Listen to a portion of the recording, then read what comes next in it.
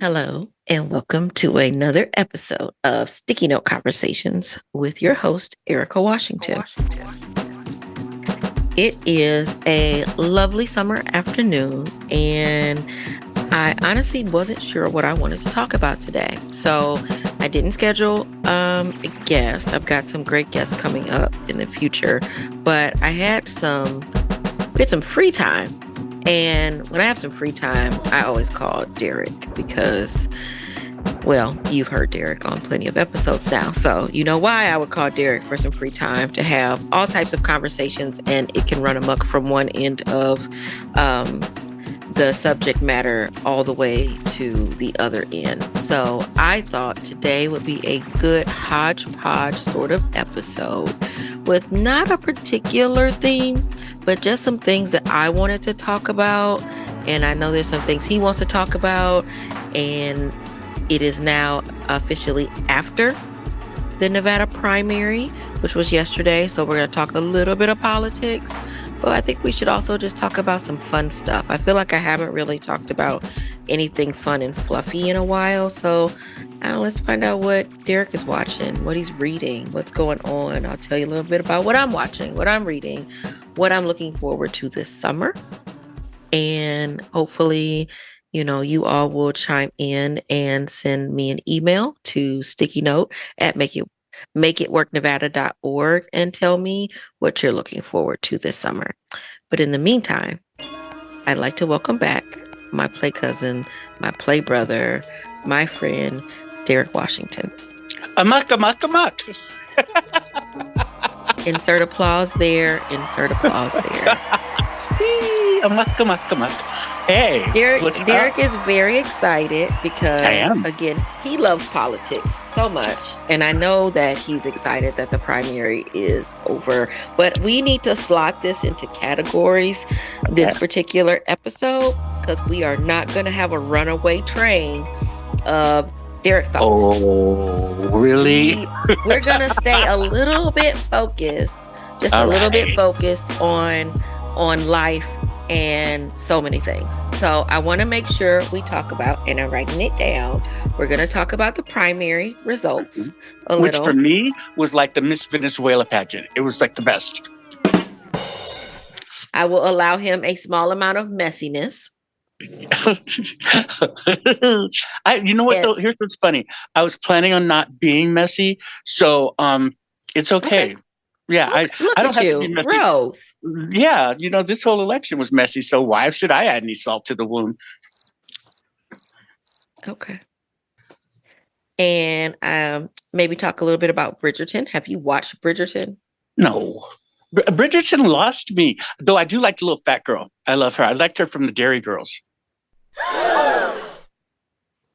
Okay. What, am I supposed to say fat girl? Yeah, I called you fat. I'm skinny. Do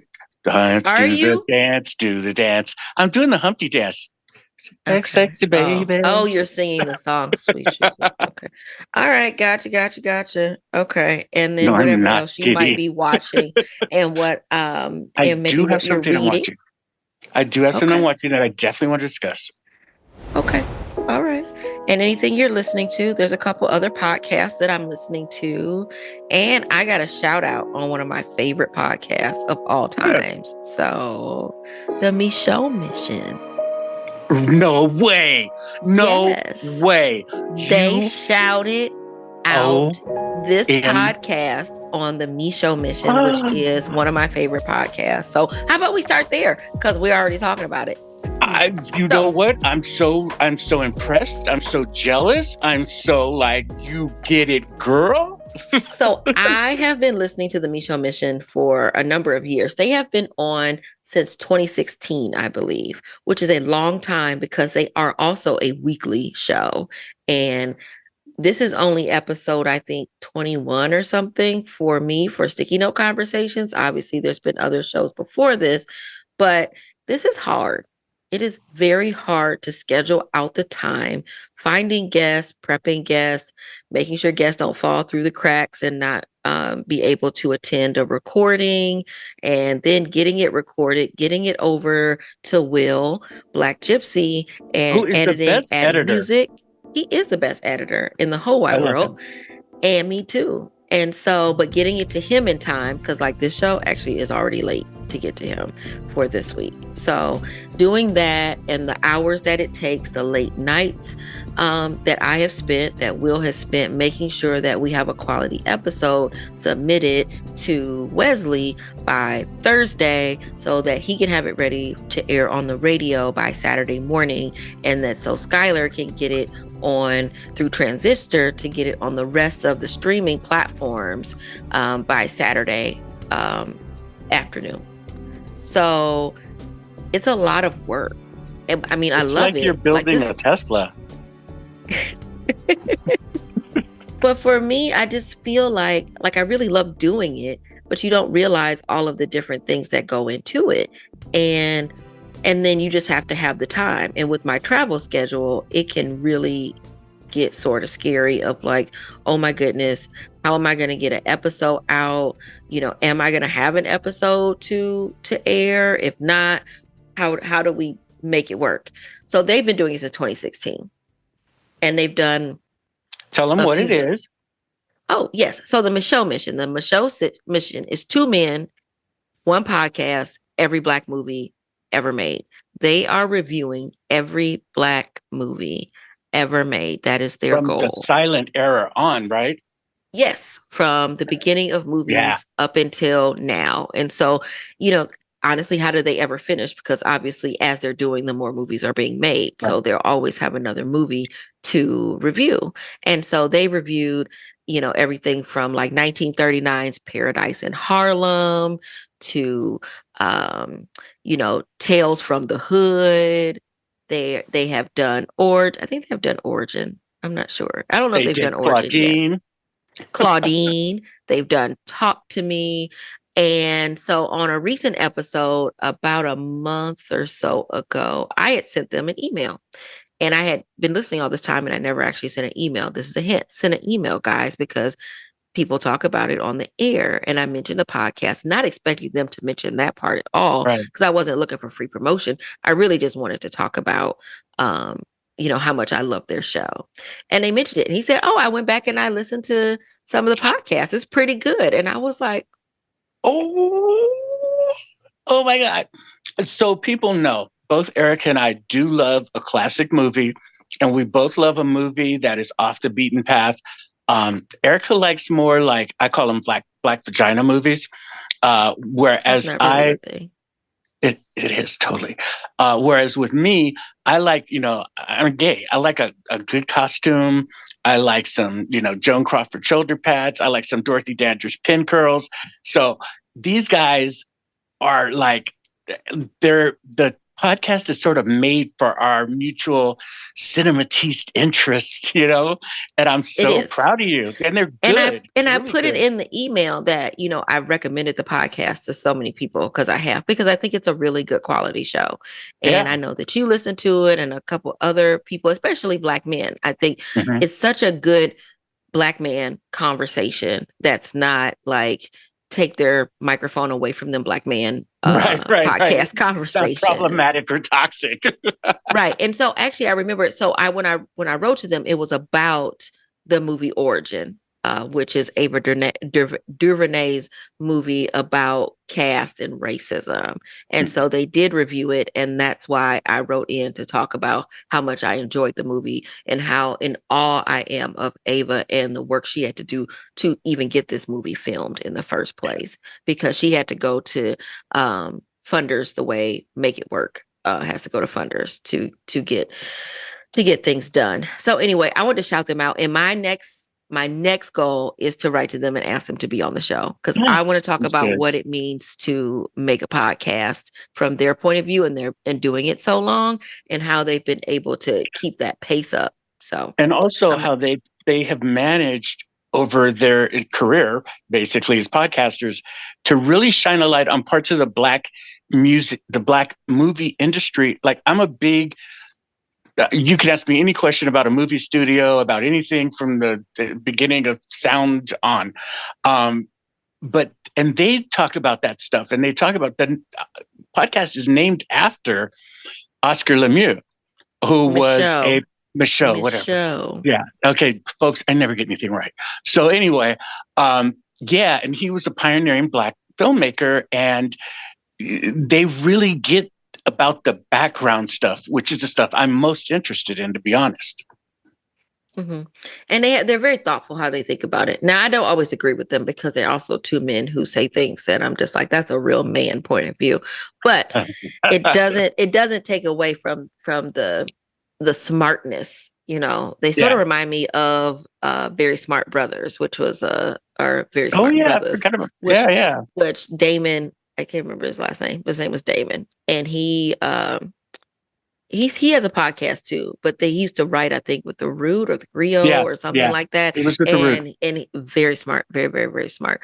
But they just reviewed Cabin in the Sky. So if you haven't listened to that episode, that was a good episode about Cabin in the Sky. I definitely will. 1943. It's one of my favorite movies there. But and that's why I wanted to start. All of the Black stars of the time in it. Yes. Oh, all of them. All of them were there.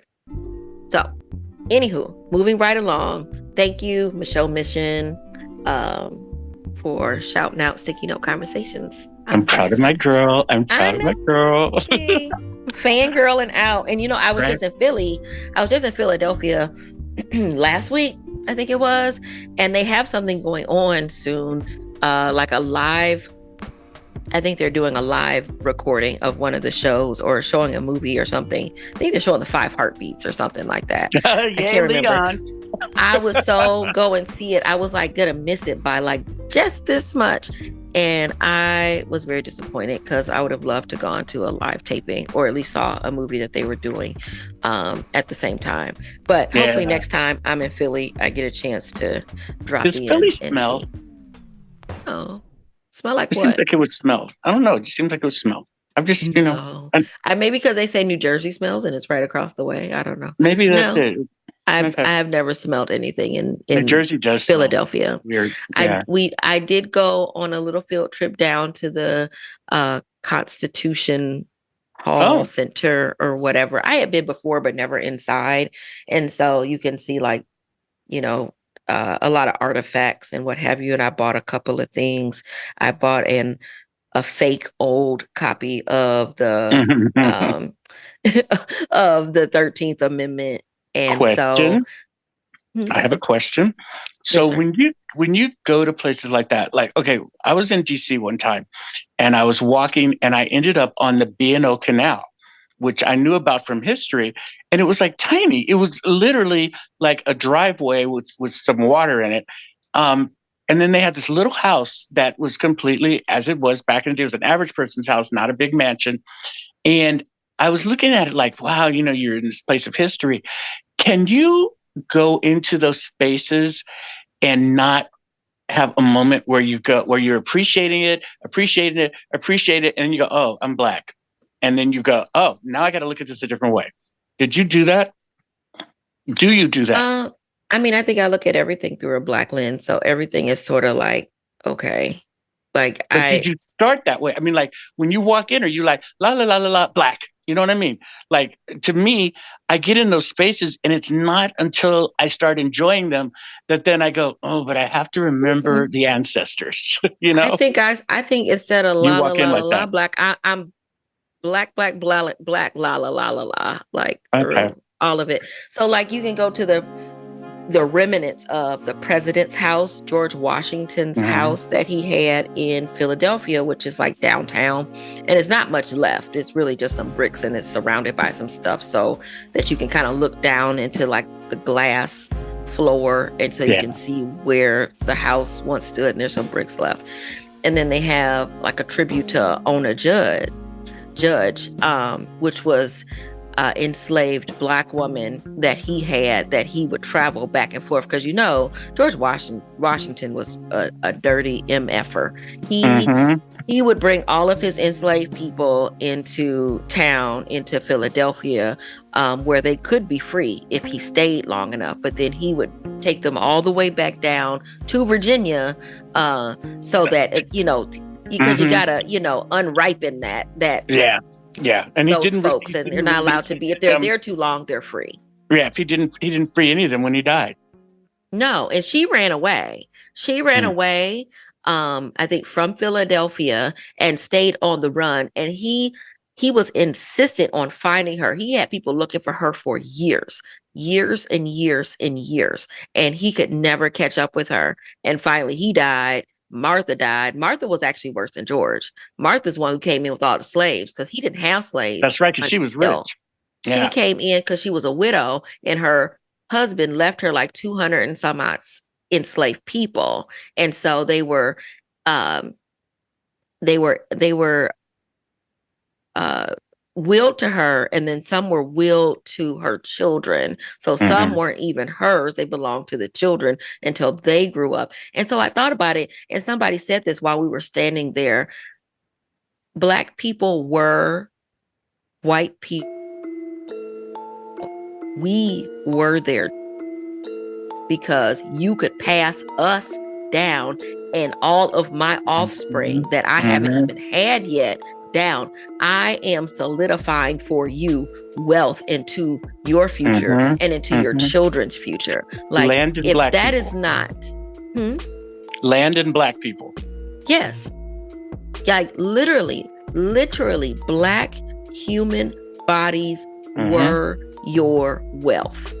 And then people want to not understand why reparations are not still owed to people, because you have a lot of people have benefited from this generational wealth that was invested into their family. And then they say, well, ways. I never owned any slaves. You didn't have to.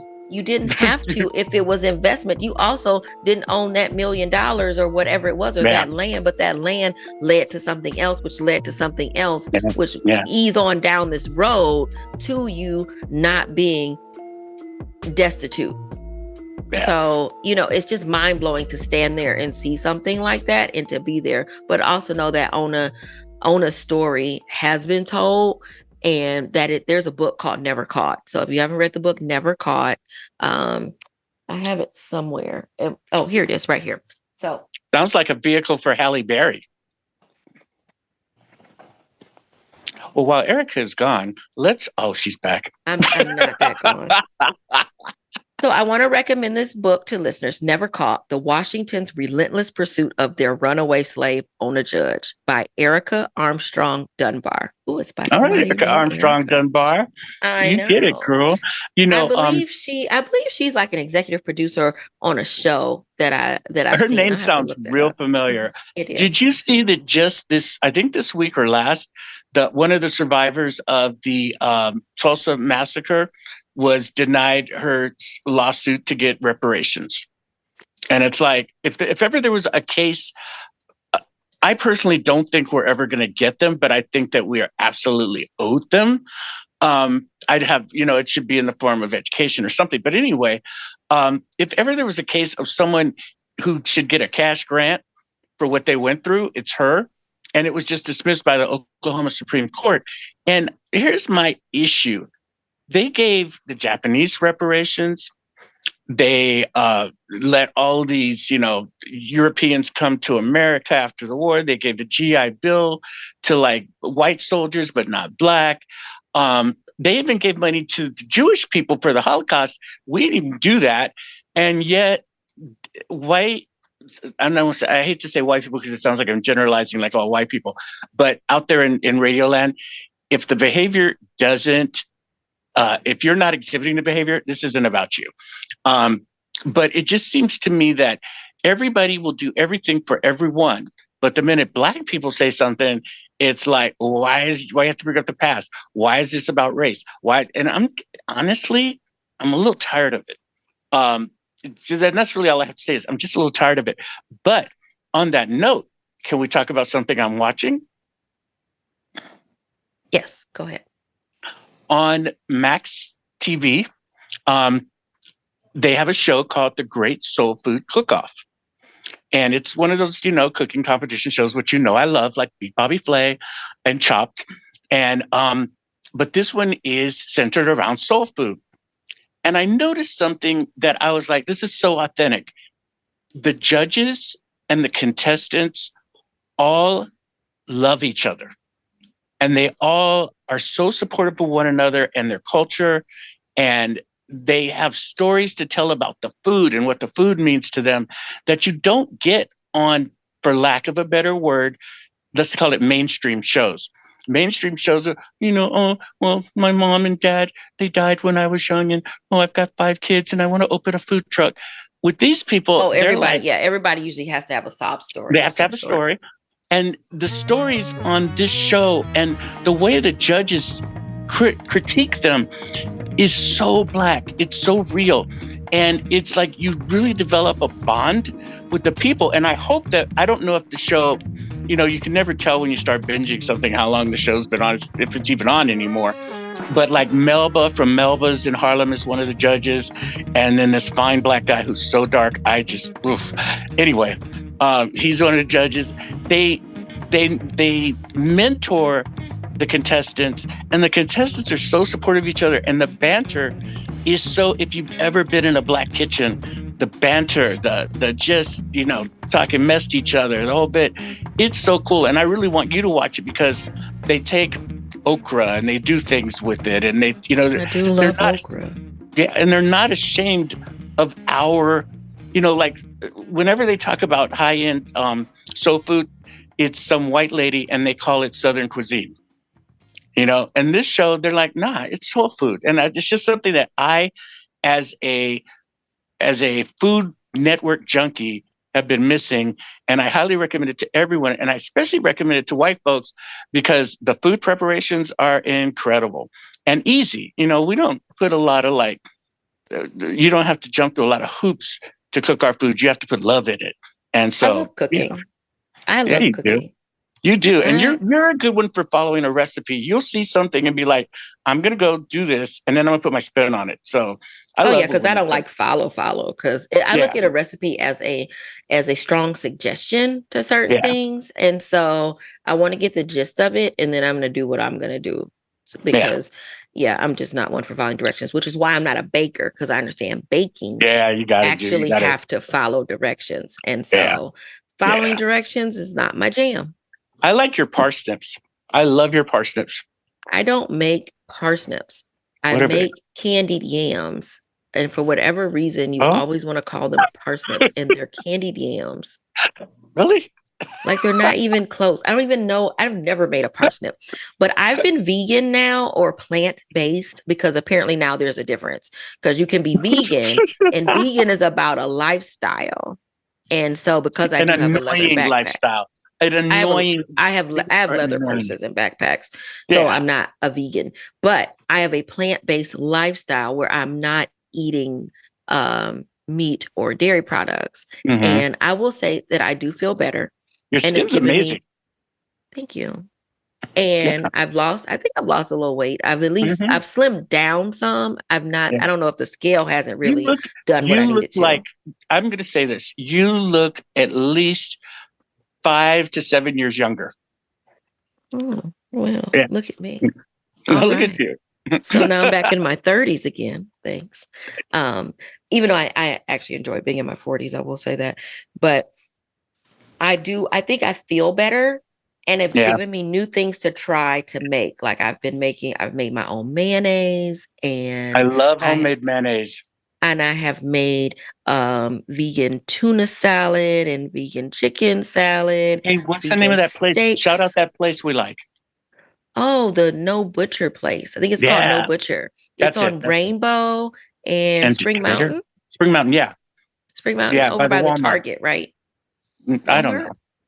Over there on the corner. No Walmart. Butcher. Anyway, they have like a pastrami, pastrami sandwich. That is so good. And even Derek was like, oh, this is very good. And then they have like a chicken salad, bow tie pasta salad that's really good. And I think they have like a no turkey sandwich and a no tuna salad. The no tuna salad was really good. Like, it's very good. Wow. Yeah. And so I had pastrami, that. Oh my God. That was everything. It hit the spot for me. And I know people, and I've seen the comments on Instagram where I save a lot of videos of things I want to try to make. And there's always the negative Nellies in the comments. Why are you people who hate meat, but yet they want to try to eat fake meat, da da da da da. It's not about people hating meat. I actually love meat. I love steak. I love a good Wagyu steak Yeah, you do. from what's the place downtown that I Berries. love? Barry's. Yes, Hmm. Lord. For people who like meat and like a good steak, go to Barry's. But the I pastrami, want you don't miss it's not about, okay, I was hesitant to go. You said, no, we're going. The pastrami isn't about trying to pretend you're not eating pastrami. It's just a great pastrami sandwich. It's I, just I about tasting something that tastes good. And also, just because you don't want to eat meat does not mean that you don't like the taste of it. It right, just may not be good for you for a right. lot of different reasons. And if things aren't sitting well with you, you have to adjust your diet to Yeah. make sense for your own body. And for right now, for my body, it's saying you really don't want any meat. Because when I've gone back, since I've gone plant-based Hmm. and tried to eat a little something, and I was like, ooh, no, it actually made my stomach hurt. And Yeah. so I realized maybe it's just not right for me right now. Doesn't mean it's going to be that way forever, but for now, I am a plant-based lady. Look at you, plant-based lady, mentioned on the Miss Show. You everything now. Everything. Everything. All things, all the Look things. at how young. Okay. What's our next And subject? so next subject, actually, since I was just talking about Philly, and I do really like Philly, and Philly men are Are chef's they? kiss to Really? good. They're very good to look at. From Philly, I went to DC. So in Hey, DC, I took the train down like an East Coaster look at with my you. giant suitcases because I had been on the road for a Thank while. Joe Biden for having that Amtrak. And so I get to DC, and I'm in DC for a couple of reasons. One, this past weekend on June 8th was the gala or gala, depending on where you're from, what you want to call it, but Mhm. the gala to celebrate the 30th anniversary of reproductive justice. And so Woohoo. 30 years ago in 1994 in Oh Chicago, my God, your that was 30 hometown, years ago. Yeah. 12 12 Black women gathered together in a hotel room um, at a conference because they were at a conference about healthcare. And what they realized is at this conference about healthcare that they were not talking about anything having to do with women's health at all. Mm. Nothing. So not just abortion. Reproductive justice is more than just abortion, Yeah, but yeah. women's healthcare needs weren't discussed at all at this healthcare conference that was put on, I think, in partial by like the federal government. And so they gathered together in this room and was like, okay, no, this is not okay. So they came up with and created this framework around what is reproductive justice, which is the right to have a child, the right not to have a child, and the right to raise your family, and if you have children, in a safe environment with resources that you need, and the right to sexual health and autonomy. So Yeah. that is the framework of my I had organization, no Make It Work idea that's how Nevada. that got started. I'm so Yeah. proud right now. And Dr. Bond was in that room. No She way. is one. Yeah, she's one of the mothers of reproductive justice. And also my homegirl and a person that I have dinners with on a regular basis. So Yeah. I was the committee chair to help put together this event in DC. We had over 350 people at the gala in DC this past weekend, and it was beautiful. When I say beautiful, it was beautiful. I've been trying to post some pictures here and there and some reels and videos and stuff, but I'm going to post some more. But we weren't posting a lot ahead of time because of safety issues. It's really Which is a damn important. shame. Yeah, and it's really important in this time and space that we make sure that folks are safe, because you will have people who want to not just protest, because everyone has the right to protest, Mhm. but you'll have people who want to get violent around reproductive issues, even though it is about more than just abortion. Abortion is a very important healthcare Yeah. entity that matters. But reproductive justice is so much bigger, and we were celebrating that. And so, as many of the mothers of the movement could be there, were there, and they were given their flowers while they are still here, including Dr. Loretta That Ross is and so. some others. And it was They're beautiful. young It was women, though. I mean, it's beautiful. like these are not. I'm really shocked that it's only been 30 years, first of all, because Hmm. I just thought, I'm a man. I didn't know. You thought it Um, was 1879? I knew it was, I thought 60s.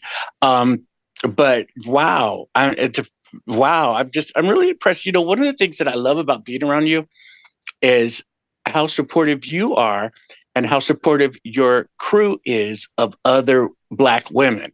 And I always say that about you. I always say until I met you, I had never been in a environment where well um, so many Black women were supportive of each other, regardless. There was no social strata.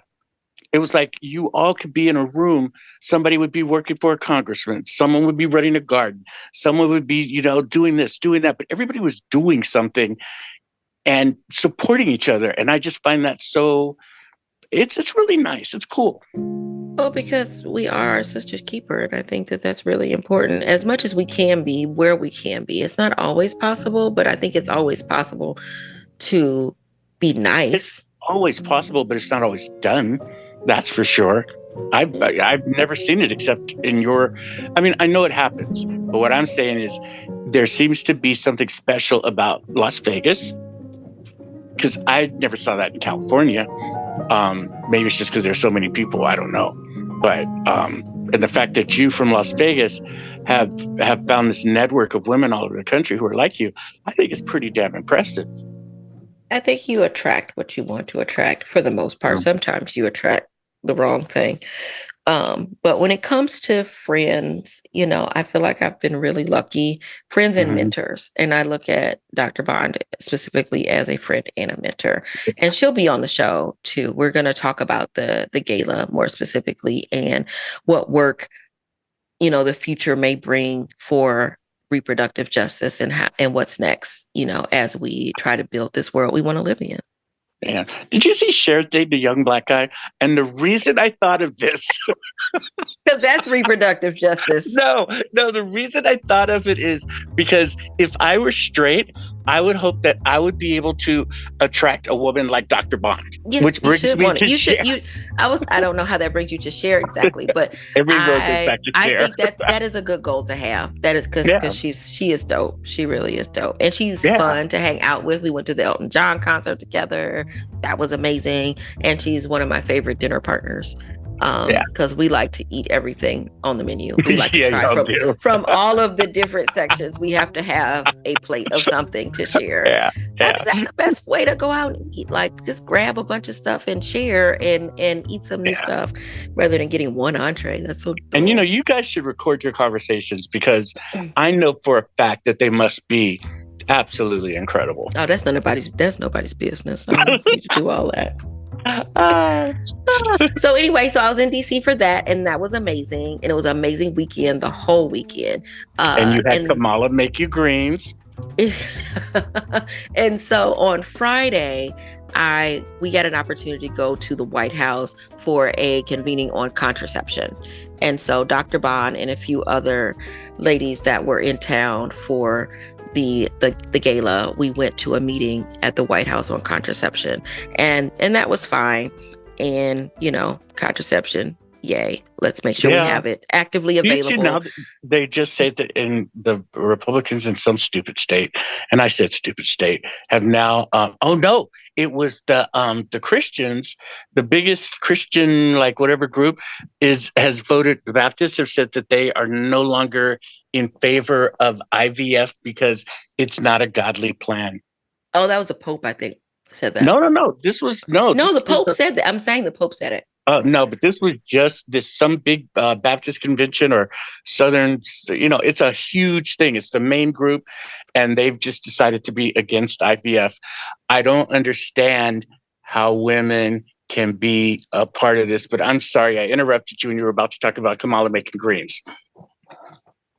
Well, so before we get to that, I will say it says I hit the Google, and in February, Pope Francis, who last year reaffirmed the Vatican's anti-IVF stance, addressed the General Assembly of the Pontifical Academy for Life, and made that.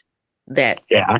He called for a global ban on surrogacy, which I think is really, I thought that was really strange because if you are able to help another family have a child, I don't know why that's a Because problem. they want it Someone, to be the Handmaid's Tale. Southern Baptists vote to oppose but the use isn't of that what the IVF. Handmaid's Tale is? Because if you watch the Handmaid's Tale, they are impregnating the handmaids with Yeah, children but because the wives either they're can't have children or they're not going to. right, but they're doing it in a way where men get sexual pleasure.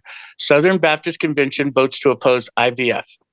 It gained 61% of the vote, but needed 2/3 approval. So it didn't pass. But oh no, sorry, that was about them having women priests. But they oppose in vitro fertilization, and Yeah. it wasn't. It, Yeah, Yeah, it's both. crazy. It's surrogacy and Yeah, in vitro fertilization is a problem. So this is around reproductive justice. This is a matter of people being able to have the family that they are choosing to have, how they're choosing to have it. IVF is not cheap and it's yeah. invasive and it can be heartbreaking. I have friends who have gone through IVF and been successful, and I have some who have yet to be successful, but will Mhm. be at some point. And it's a lot of work, and they are injecting hormones into their body and they're having to, eat certain things, and they're doing a lot of work just to be a mom, just to Yeah. be a dad or a parent. Like they are doing a lot of bent backwards bending and having sleepless nights and all sorts of things just to be able to be a parent. And I feel heartbroken that anybody wouldn't want folks to have that opportunity to be a parent if they are willing and able to do it. And way to lose women's votes, especially rich white women. Way to, just throw their votes out, which, again, I don't understand how they vote for these people, but okay, you're basically signing your own death warrant as far as your rights go. I don't get it. I don't get it. I I mean, don't get it. yeah, rich people, but also, there's a conversation. I've heard the conversation on whether or not any sort of IVF like treatment should be available to people who are on Medicaid. Do you have any thoughts about that? You know what? I think that, how do you put this? So well, first of all, I don't have any issue with it. No. And as far as spending the money on it, my whole issue with anything like that, and this doesn't matter about rich, poor, whatever, is this. There's so many kids who need to be adopted and fostered that I sort of wish that people would look at that as an option, first or foremost or exclusively even. So that's my only thing. But if that's not your thing, I saw a thing with Khloe Kardashian where she said that she had a sort of hard time really bonding with the baby that was born through a surrogate as opposed to the one that came out of her. Mm. So, I can see where people would think, an adopted or a foster kid isn't really their kid. I can understand the emotions, but I don't. I can honestly say I don't really have an opinion one way or the other on the medical aspects of it or who pays for it. But I do feel like I just feel bad for all the kids who don't have anybody, and they're there already. That's all. That is true. That is true. There are a lot of folks that end up growing up in the foster care system and then Yeah. aging out of it and not ever having that family that they're longing for and looking for a lot of different reasons.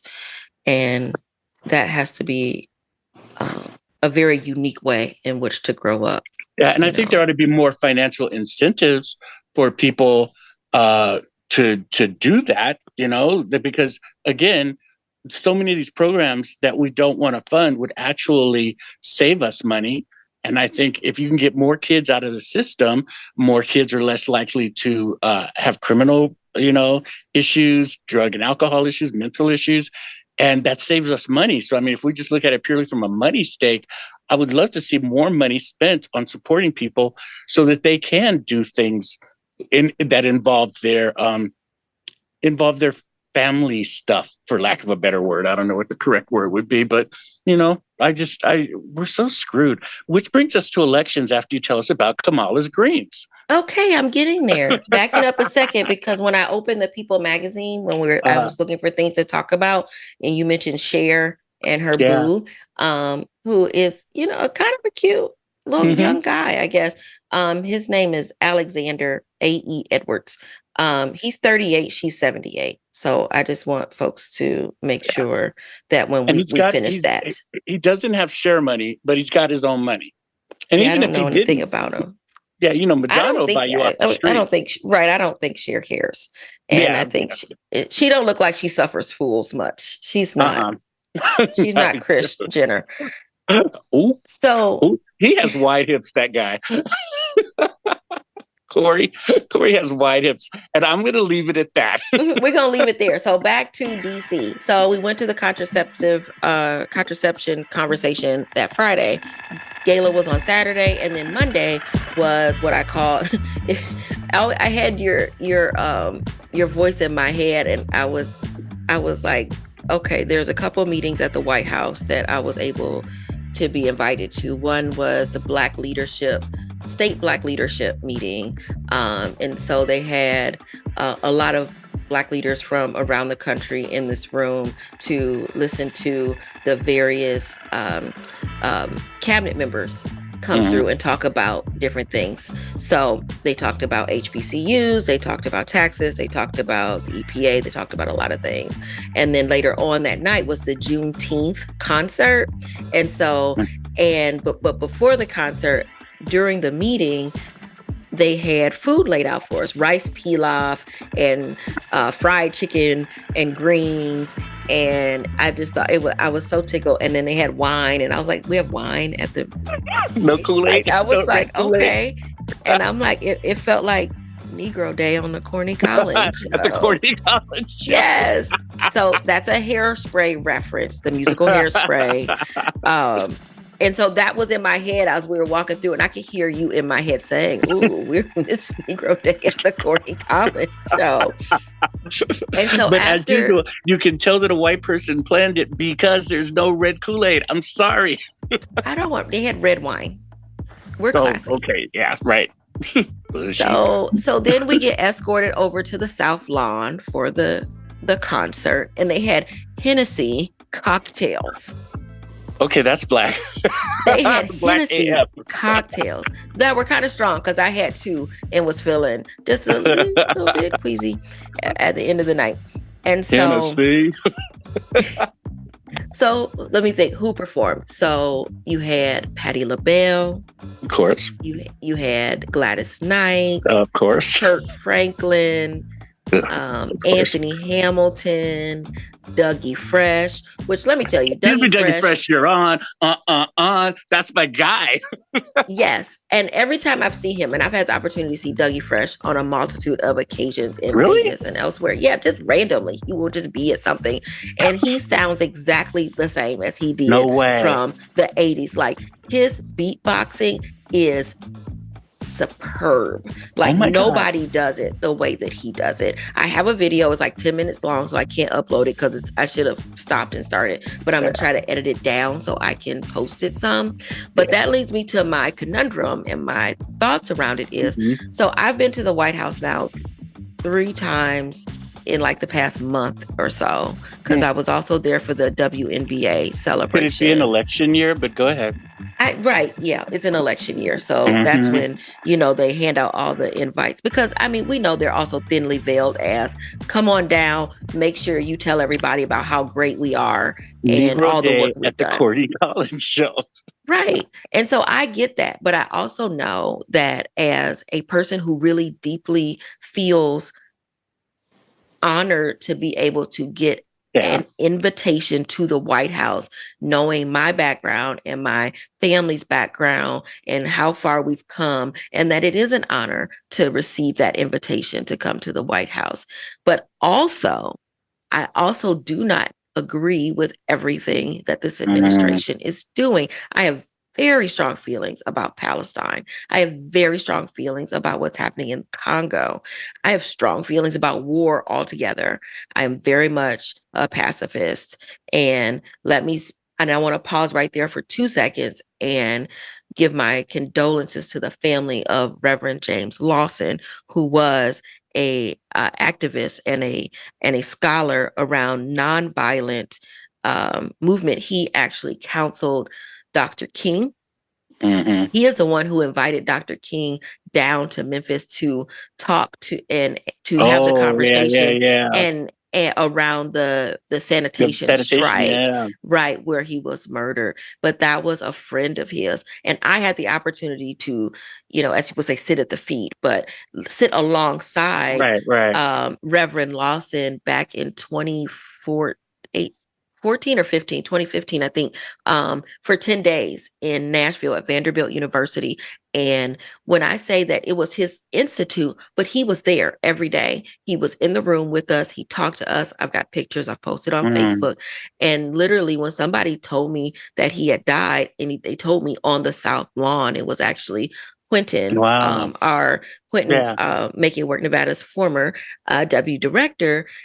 We ran into each other on the South Lawn, and he said, "Hey, did you know that Reverend Lawson?" And I like pulled back from him, like, "What'd you just say to me?" Because I felt like instantaneously like this loss, because he's such a great man. He was Yeah. 95. He lived a long and good life, and he was a wonderful man. And I know that he is in a great place, wherever our spirits go afterwards. But the losses for us left on this earth, and all the people who don't get that opportunity to have learned from him, I made sure that when Quentin was still working for Make It Work Nevada, I'm like, you have to go to this institute because he's still doing it. You need to be a part of this Yeah. and meet him, because anybody I could get to apply and go, I told them about it because it was such a moving experience, and it really did change my life. I'm So glad I'm glad it did, but I'm gonna say something. You just talked about how he lived a long life and all of that.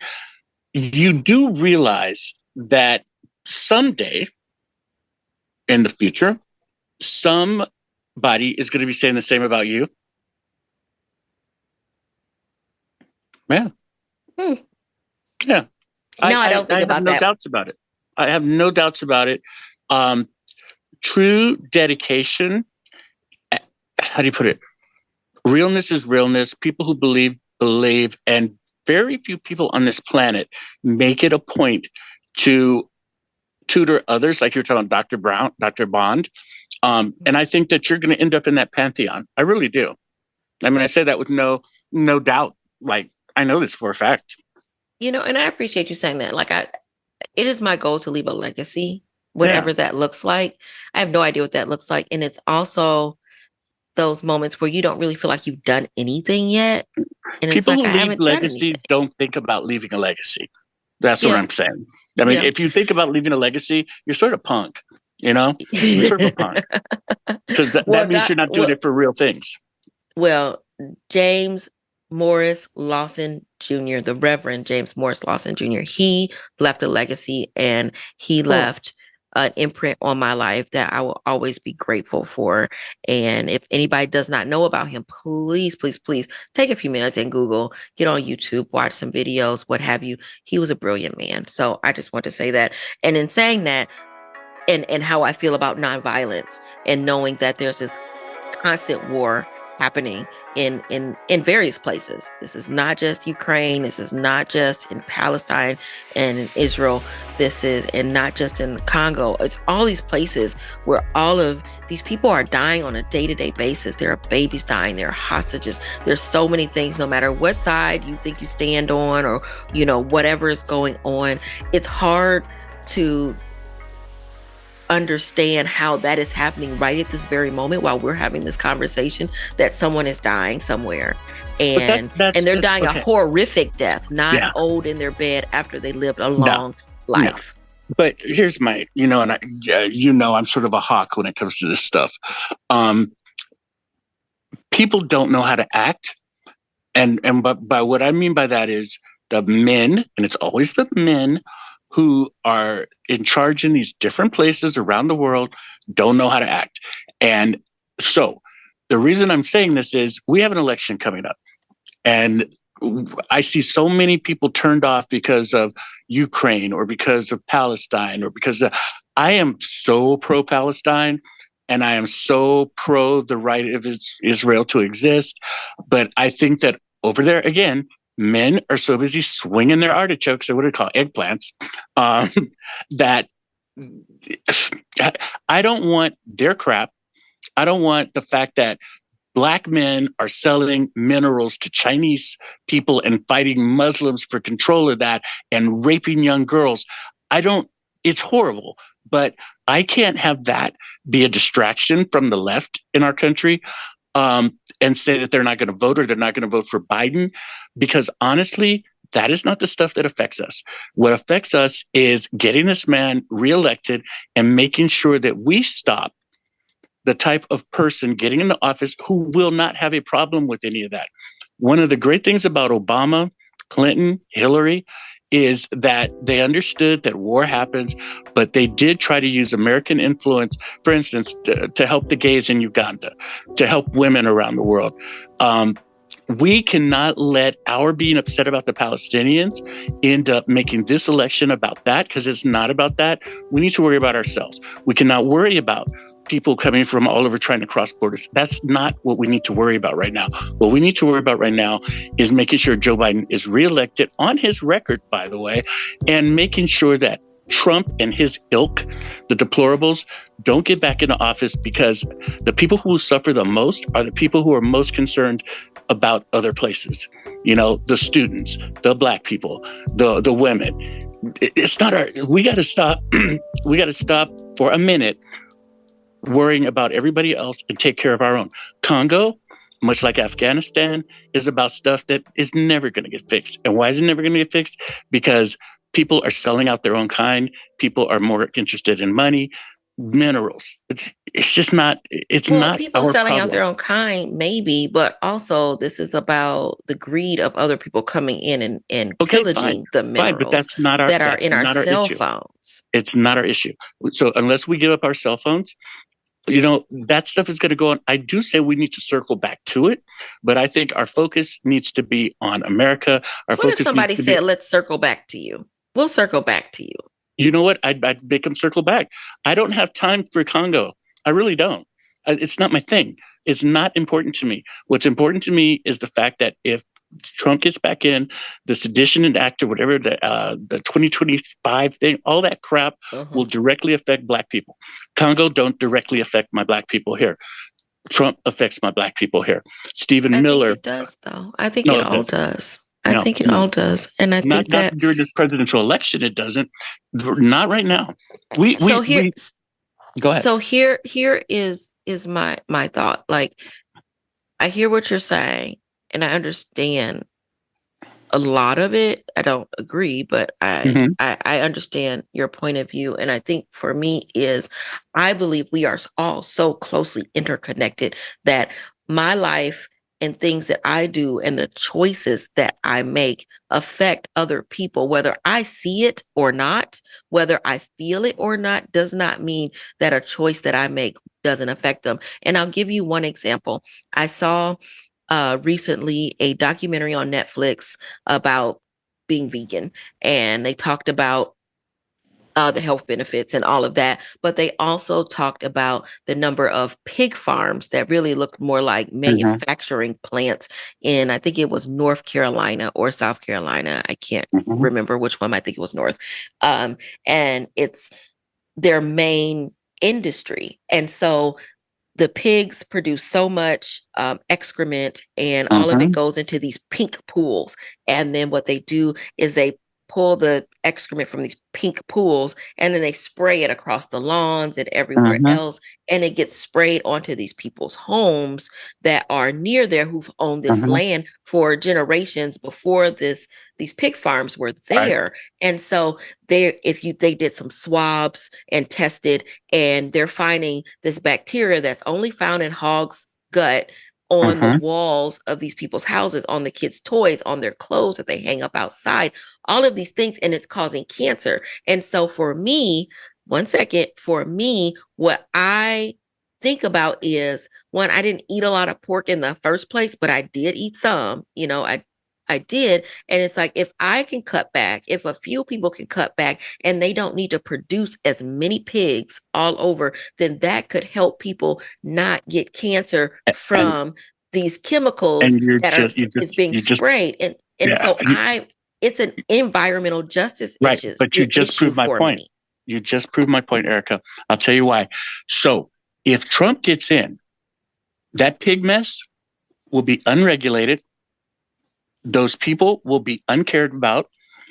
They will be thwarted by the Justice Department. They will be thwarted because there will be no EPA anymore.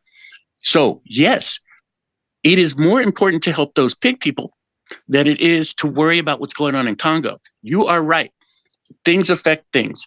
We will have no regulations if Trump is reelected. So bye-bye pig people, get cancer, because that's all you got coming for you now. This isn't about, but what I'm saying has nothing to do with Trump, like Trump, or in that way. It's Everything not what I'm does. saying.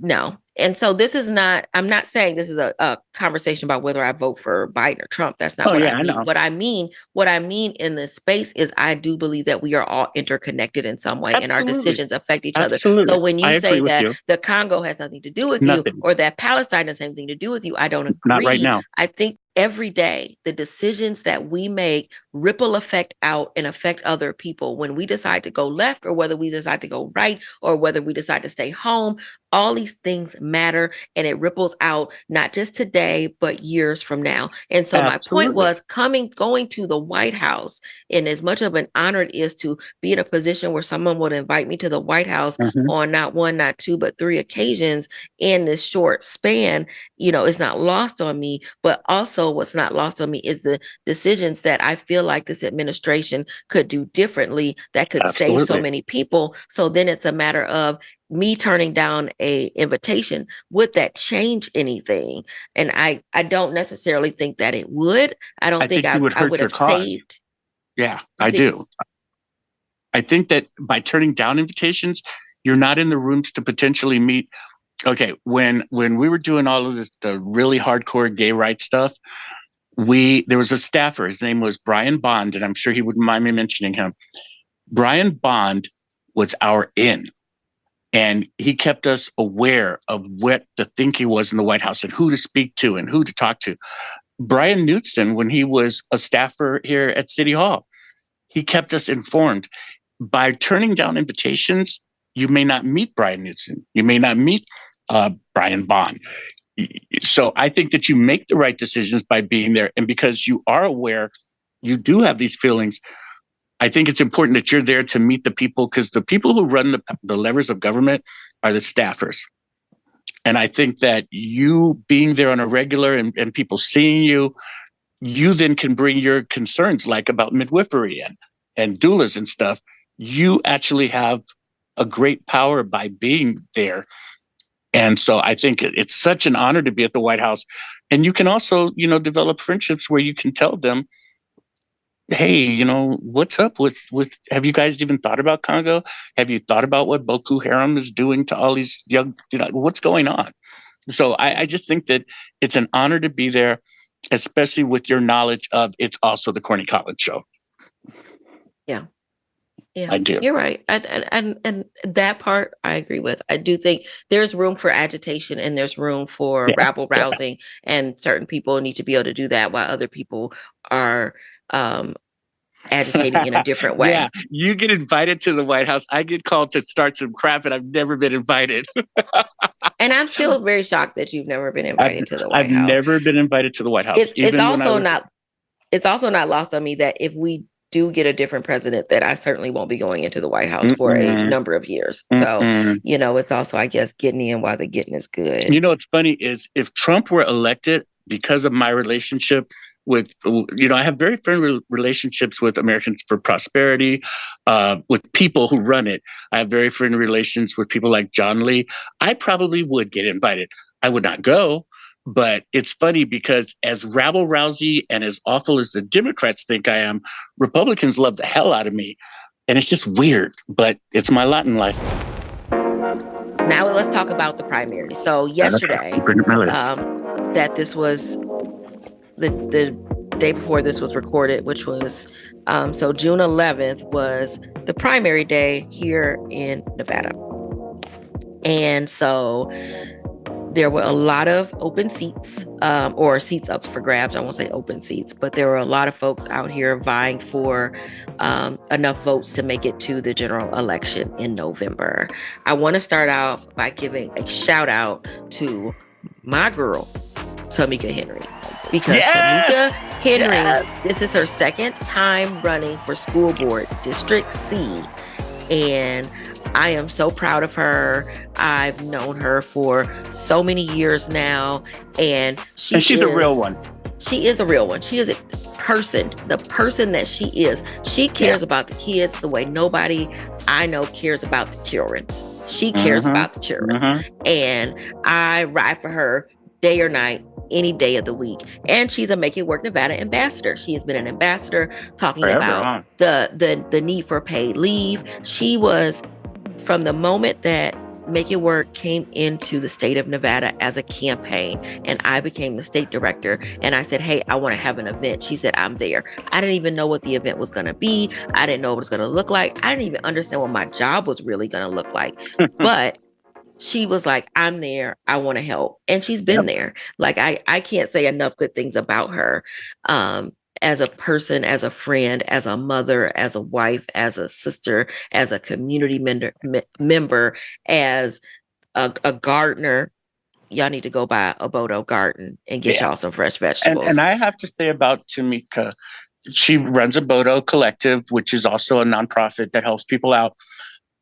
She moved hell and high water for me when I was going through a really ugly period, and made sure that I had food and electricity. And you know how I am. I'm loyal like a hound dog. And Tamika will always have my loyalty because she didn't treat me special. She treated me like a human, and she also didn't make me feel bad. And that is the most important thing when you need help, that you will never feel from Tamika like she is doing this because she has to or because you're a loser. Tamika is in the fight because the fight is right. She's a wonderful human being. Very much so. So the other thing I want to mention is Make It Work Nevada. We are a C3 and a C4, and we do a lot of work around elections as far as letting people know, where they're able to vote, what issues matter, who's on the ballot, more voter education. We do not endorse candidates. We do not ride for particular candidates because it's just not our jam. But I will say that I was really frustrated that we were receiving some emails or some DMs on our Facebook because people were saying, hey, you're texting me and you won't stop texting me. And I replied, stop. And you're still texting. And I was very confused because we did not run any sort of text program. We were not doing any mass texting to anybody about the election, whether it was issue-based or even voter education. So I replied and I said, hey, can you send me your phone number and a screenshot so we can see what's going on here? And so she sends it, and it's from a PAC, a political action committee called Make Nevada Work, which is not Make It Work Nevada. But just enough sounds like. Just enough. And so I want to make sure that people know that was not us. We didn't do it. And I think it's, a little bit shady to make the name so close, but it was intentional. But also to then not honor and respect people when they say stop. When you say, like, that's illegal, I think, in order to keep texting. You can't keep doing that. So I told them, you need to reach out to the Secretary of State and say something, because this isn't us and we wouldn't do that. And I also was just like, y'all don't call yourself Make Nevada Work or whatever. I think it was very intentional, trying to piggyback on what everybody knows is a good brand, because everything is a brand. And I think that whoever did it, when we find out, let's roast them, because honestly, it was. Well, I know what candidate that they were vying for, and so I'll reach out to them. Say names. It was State Senator Rochelle Wynn. It was their PAC. Now, mind you, sometimes PACs are not directly connected to candidates. This is true. Some people will start a PAC we'll talk about that to in another support a campaign candidate. soon. or Yeah. a couple of candidates. So I'm Yeah. not throwing her name under the bus because I don't know. Actually, and honestly, I don't know her from Eve. We've I never wouldn't know her had if I a real saw her in the street, to conversation. be honest. I I'd mean, say, I'd recognize her. I've seen her, but we've never had a conversation. yeah, She's I don't never know her. reached out to make it work for any particular reasons to work on issues that affect Black women. But if she decides she wants to, she certainly can. But I will have a conversation with Don't hold somebody your on her breath. team to make sure that they know that that's not okay, and you're not going to have us looking bad in the street. So just Well, saying. and speaking of people who've never reached out to Black people that I know of, can we start with the races at the top with the Senate race? Sure. Okay, so first up, we have Senator Jackie Rosen, who's running for re-election. She ran against some fine-ass Black man named Troy Walker Zachary, or Troy Zachary Walker. I have no idea who he is. No idea. I did not vote for her. I voted none of the above. I will absolutely vote for her in the Senate race because my future as a gay Black man with HIV is dependent on the Senate being controlled by Democrats. But I got to tell you, I have never seen her at any event I've thrown.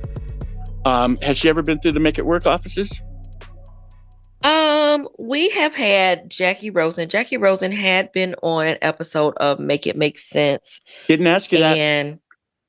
And she also attended a meeting way back when, probably 2018, I think, that we had. It wasn't at our office, but it was down the street. So the answer to my question is Jackie Rosen has never been to the Make It Work office, correct? No, she's never been to our office. Okay, and another episode of My Cousin Vinny ends. Let's move on. U.S. District 3, Democrat Susie Lee. So here was my big bummer. Turns out my dream house, which I moved into in January, thank you, Erika and others, I live in the county. I'm in one of those little... You are in the county. Mm-hmm. I'm so upset. I'm so upset because I couldn't vote for the only person of the 4 or 5 people I could vote for, the only person I ever heard of before was Jackie Rosen. And I was so bummed. But Susie Lee is a real one. Has Susie Lee been to the Make It Work offices? I think she has. No, I don't think so. No? But she had also had been on Make It Make Sense. Okay, Susie Lee is another real one. I think the world of her. You know, she's a great person. I would gladly vote for her on any given day. She ran against someone named, I love this name, and one day I'll meet her and I'm going to make fun of it to her face. But I'm going to make fun of it in a loving way. Rockathina Britain. Woo, girl. Okay, I don't know who she is, but Rockathina Britain. It's a great name. Stephen Horsford, I know him. He ran against someone named Levi Schultz. So obviously, John Lee won his thing.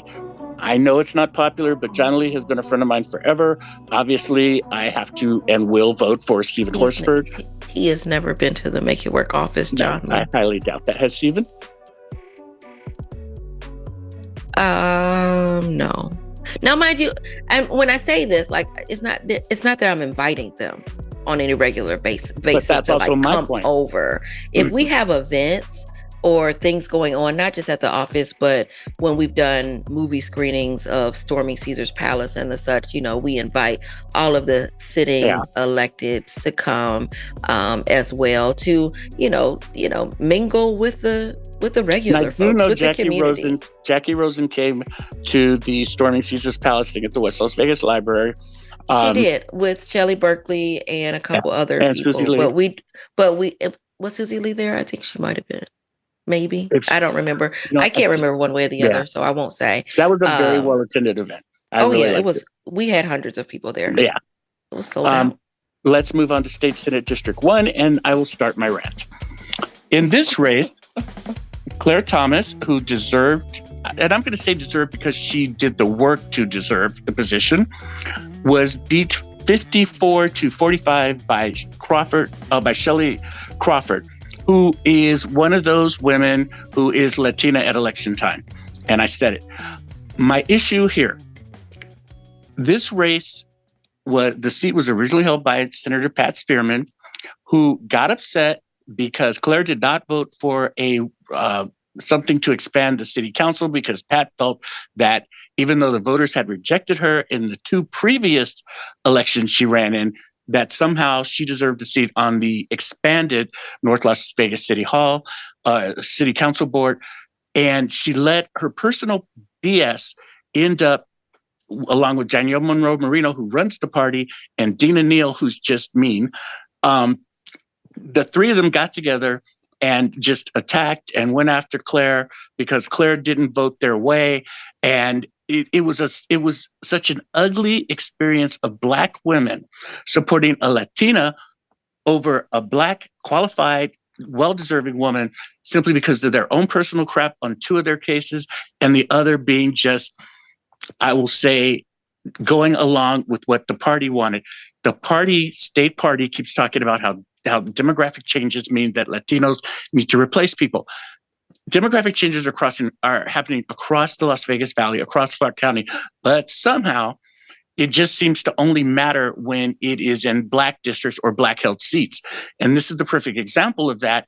And the fact that the state party chairperson went along with this crap is disgusting to me. And also part of the reason why I think we are going to lose young people to being independent, because a lot of young people were very aware of this contest and very not happy with how it was run.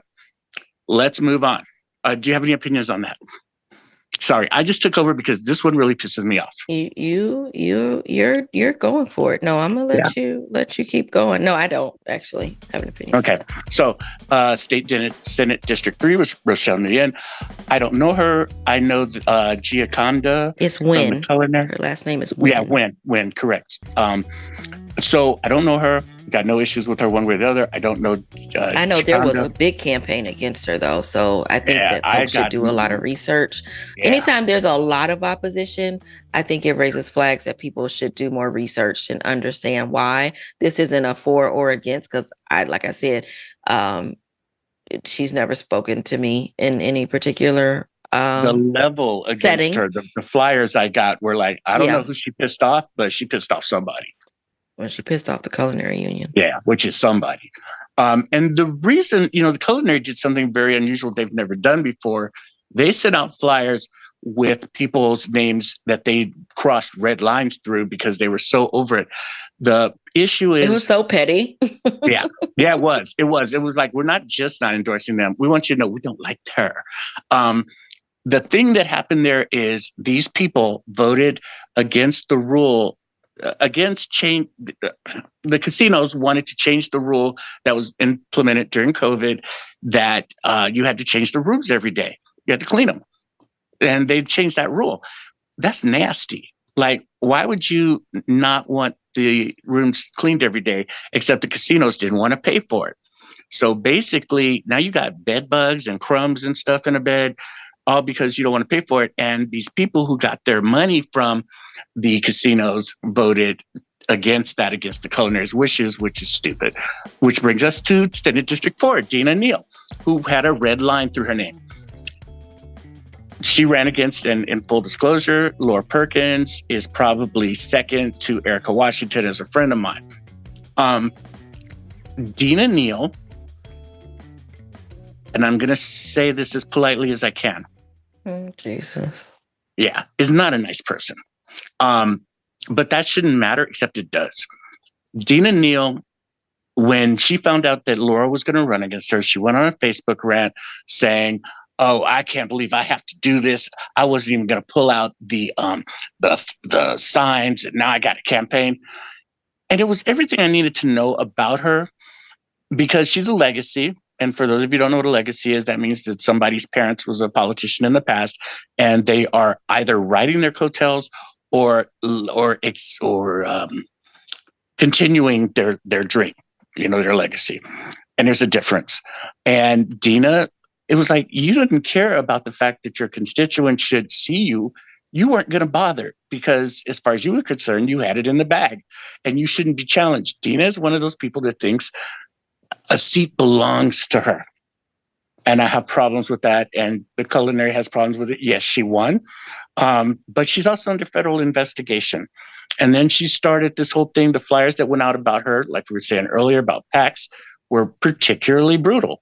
However, she is under federal investigation. She did tell the veteran she wasn't when she went for the endorsement, though she knew she was. She got somebody fired because they didn't do what she wanted. And, I guarantee you, Dina we'll be putting money on her book soon. Let's just put it that way.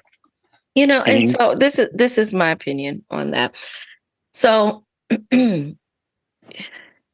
a lot of politicians have had investigations. I certainly believe in innocent until proven guilty, because that is what we have based our judicial system on. Mm-hmm. And if it works well, then people who have committed some sort of crime, that they have some sort of consequence, what that is. Like, I'm not a big fan of jail and prisons. That's not my jam either. But I do think that people should pay for whatever crimes they have, whatever that looks like. But past all that, what I will say that I found to be offensive about some of the mailers that went out around her specifically was saying that she was that sort of soft on crime, or allowing, Mm-hmm. felons to vote or get out of prison or whatever. And because she has been an active senator who in the legislature has championed bills that would help people who have been incarcerated once they've gotten out, and also has been really thoughtful, I think, around how our judicial system does not work, especially for young Black boys and girls. And I think that to that point, the way that they were turning it into this very negative space felt very racist. And it also felt tone deaf. This is, and again, this is me saying, this is Dina Neal. Senator Dina Neal has never stepped foot in a Make It Work office, has never come to a Make It Work Nevada event in all of the years that we have had events, has never welcomed to work on legislation that Make It Work has advocated for. I have never felt that Senator Dina Neal was a champion of Make It Work Nevada or the people that we've tried to organize specifically. This doesn't mean that she has not done work that would benefit the people that we are outreaching to and around Absolutely. in the community, but has not been a partner with us in any way, shape, form, or fashion. And so, and that's for whatever her personal reasons are, or not personal reasons are. Maybe she just don't like us. Maybe she's not down with the work that we're doing. Maybe she just don't think you're worthy. Yeah, whatever. That's her. I mean, and that's her business. Everybody is not for everybody. So this is not me standing for her in any way, shape, form, or fashion, because I think it would be nice as the first Black woman senator in the state of Nevada to work with the only reproductive justice organization in the state, but and the invite is always there. I think somebody had actually asked me would I have her on a podcast. I'm like, yeah, have her call me and ask to be on the podcast. She is I will give her flowers on this. She's an extremely smart woman. No, I don't want to say women. She's an extremely smart person and a legislator. I will say that. I mean, I think she understands how to get some things done. And maybe in trying to get things done is how you get caught up into these investigations. Because people can open investigations on anybody and say, oh, well, it looks like you probably did something. So I don't know what she did or didn't do. And all I know is, in front of me is not somebody who supports Make It Work Nevada specifically. But I will say that I did not appreciate those mailers. Those mailers just seem kind of grimy. And that's that part of politics that just really, really sucks. Because you cannot like somebody and you could think somebody else is a better candidate, all of that. But you do not have to defame their character on work that actually has helped the community. And then we will go into other campaigns where we talk about those type of, because negative campaigning usually works, or it definitely puts chips in a person. I think that's starting to change a little bit, though. I think the tide is turning on some of the negativity. You know what? This is why Trump was winning. Yes, because of negativity. But I hope you're right. I don't. I'm old. State Senate District 5, Christian Bishop versus Jennifer Atlas, another very attractive Black man running. I don't know either of them, but Jennifer Atlas won 66-33. I do know that Christian has reached out to me on Facebook and been very nice. I have no idea who Jennifer Atlas is at all. And she doesn't have a picture. Carrie Buck, let's see here. Okay. Don't know these people. Oh, the Republicans, that's why. You know where I want to go to? I want to jump to State Board of Education. I actually did not realize that Danielle Ford, who has been on the Clark County School Board for a number of years and been very vocal about the issues within the Clark County School District, and also very informative on the issues and what was going on with the superintendent and everything, that she ran for State Board of Education. And it looks like from this count that she has made it over the 45 to 41% over Renee Cantu. For the State Board. Yeah, that's nice. I don't know her. I think that you should look up, like, she has a lot of like TikTok videos where she spends a lot of time just talking about the school board race, and not the school board race, but the school board and how it functions. And it's very informative for people, especially for folks who can't make it down to the meetings. Okay, that's good to know. Okay. Oh, Javon Alexander Jackson.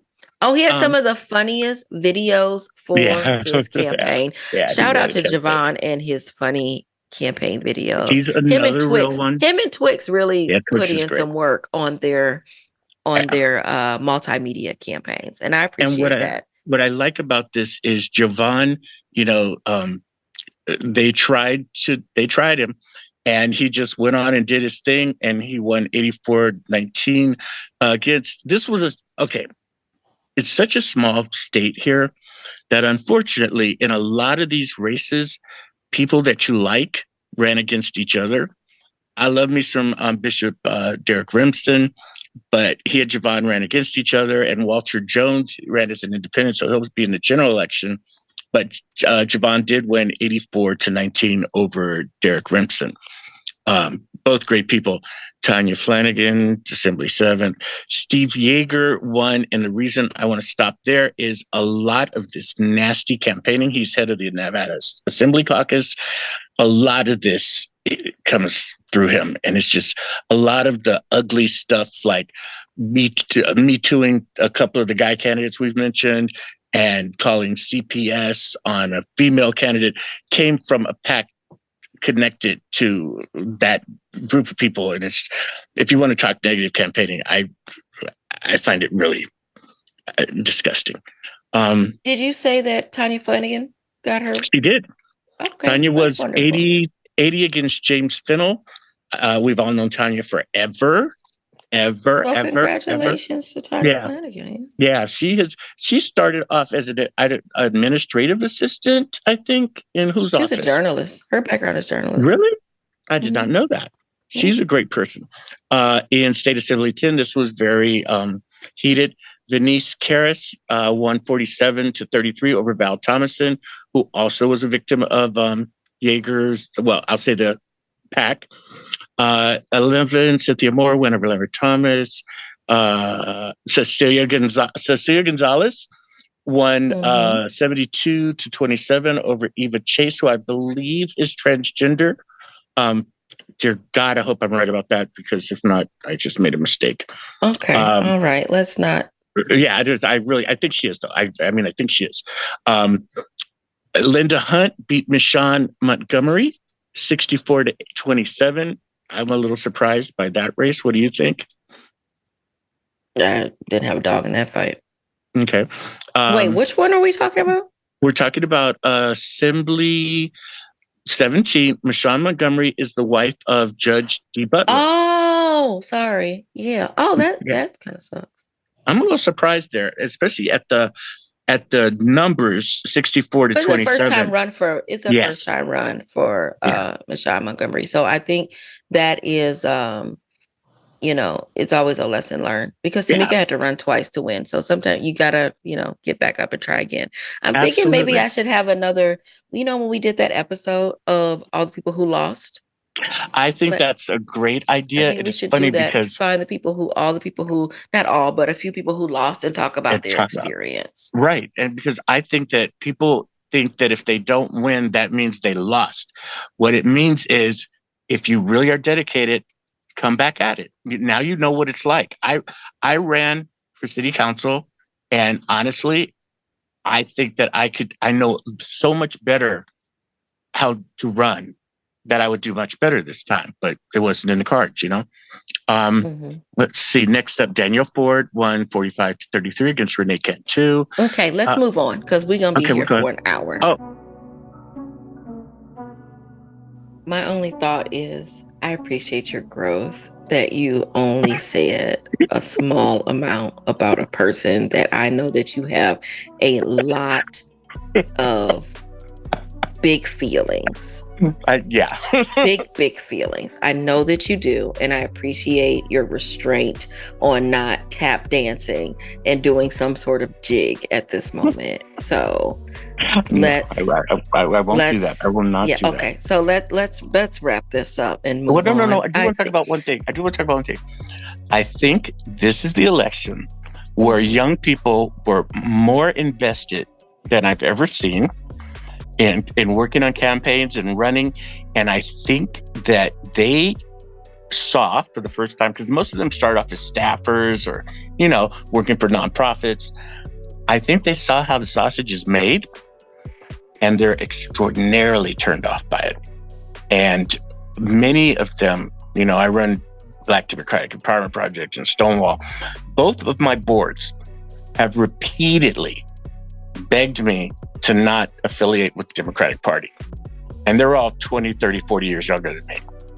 And I think that this election pretty much cemented. When you say affiliate with the Democratic Party, I think you should expound a little bit on what that means. So in the Democratic Party, you have clubs and caucuses that you can have officially chartered. It's like having a franchise. And therefore you do go by certain rules, like you're not allowed to endorse, or you're not allowed to have Republicans at your meeting, or independents. People who come to your meetings must be registered Democrats, et cetera. It's the rules you play by. And I'm like, okay, those are rules you play by, and you try to get the rules changed. They're younger and they didn't come up in the Democratic Party like I did, for instance. And it's not that they don't respect those rules. They don't see a reason for them, or they don't see a reason for going by rules and going along with the groupthink when they don't think the groupthink is correct. So they saw how the Democratic Party will target people that they don't want running. And they saw how the Democratic Party will pick people who have no relation to what their issues are. And I think that this election broke them. I think it finally cemented them as Democrat adjacent, because there's no way they're ever going to be Republicans. But I don't think that they're just going to always vote Democrat now. They're going to pick and choose. I'm pick and choose,